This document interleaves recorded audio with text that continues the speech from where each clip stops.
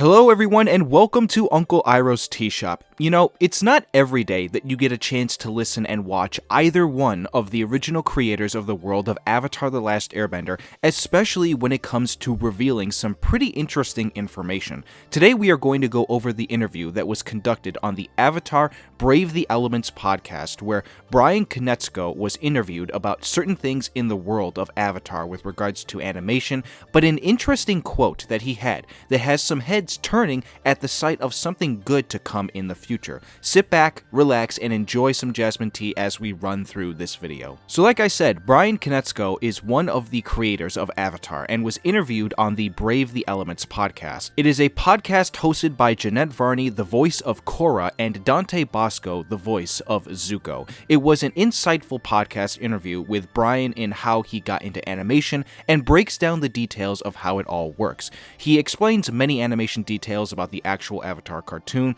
with characters and the inspirations around all of it. One of those inspirations that he mentions was that the intro animation of the cartoon is based on silhouettes and is a reference and inspiration to the Shaw brothers. Now, I'll be totally honest with you all, I did not know who the Shaw brothers were before he mentioned this, and if you do look them up, they were a group of brothers who built up a mega film studio in China during the 1920s and went on to make thousands of different Chinese films during that time period. So right there you have an interesting little tidbit of history to know how they came about with the cartoon, and looking back on it, it kind of does make sense given Avatar does have a lot of Chinese inspirations inside of it. One of the funny things that he mentioned about animation was the fact that he and Michael Dante DiMartino had a difference about the idea of what the animation would look like as far as head sizes. He jokingly talks about the fact that he was not particularly a fan of the idea of the characters having big heads in comparison to the rest of their bodies, and that this was something that was switched and fixed for a show like Legend of Korra. When you now go back and look at all the shows, it kind of does make sense with what he is saying here, and in some cases I almost kind of agree with Bryan about this, but honestly, this was never something that I ever really thought about when watching the cartoon, but it's just something funny that he brought up during the interview. So that was just some fun little stuff that I wanted to mention before now talking about why we are here today, and we are now going to get into that main news piece. So in this podcast interview, Bryan drops an idea as to something that he's been working on lately as far as the world of Avatar. He said that he has been working on something for several months and was very involved with character design and a new direction for the Avatar verse. He didn't originate the idea of it, but they got it from an artist that they were a fan of at Avatar Studios. They contacted that artist, and the first drawings that they got from that person was what they went with for the project. And even Bryan said himself that he's not a fan of big heads, and that's kind of what this new thing is going to have inside of it. Now, I will direct you all to go and watch the video breaking down this podcast interview from my man, the Avatarist. He is way more insightful into the details around this artist than I am, so I would definitely recommend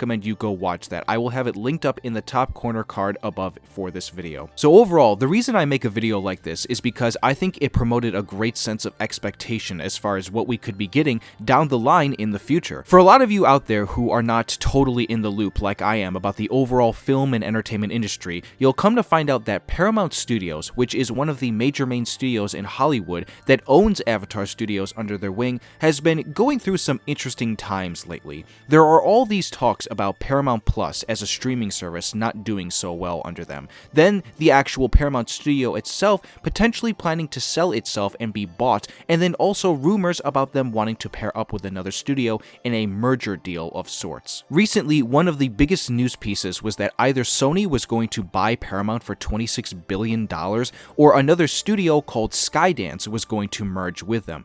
Well, I can tell you for a confirmed fact that the latter is what's going to be happening. Skydance and Paramount will be merging together in the future under a merged deal. Now, you're probably wondering why I'm even bringing any of this up in the first place, and a lot of this has to do with the idea around what the future holds for the Avatar IP. There has been speculation amongst fans about if we will even get an Avatar project within the next 2 years from the new Avatar Studios, which was started back in 2021 during the pandemic. Obviously, Obviously, Netflix is still going to be continuing their plans of finishing the last 2 seasons of the live-action adaptation, but as far as Avatar Studios goes, the only confirmed thing of note that we know right now that they are working on is the animated movie following the adult versions of the main gang of characters that we know and love. They revealed the cast already and who the villain is going to be played by, but other than that, we don't really know much else other than that there's a speculated release date that is not confirmed. Whatever Bryan is talking about in this interview seems to be something that is different than that and could be its own separate thing. And as my friend the Avatarist points out, Bryan never specified that it was a movie or TV show that he mentioned. So honestly, we really don't know what it is that he's referring to, but it sounds like he is still putting the work into it, and it also sounds like that Paramount is still going to be sticking by with Avatar Studios under their wing. That is why I brought up all that stuff about Paramount, because I truly do not know where Avatar Studios would go under them if even that studio was currently in a bit of a pickle as far as how they were going to be handled in the future. So for right now, it seems like we are still going to be getting some stuff made, and that makes me happy as a hardcore fan. Overall, my thoughts about this are that I would definitely recommend you all go and watch the full interview. It is actually very insightful, especially if you are somebody out there who may be interested in the idea of animation and what it takes to do that kind of stuff. At one point, I think Bryan even kind of makes a slight jab at AI, and to me that makes me happy, especially when you consider the fact that Avatar Studios is mainly doing animated stuff. Animation is something that could easily be taken over by AI, and I think that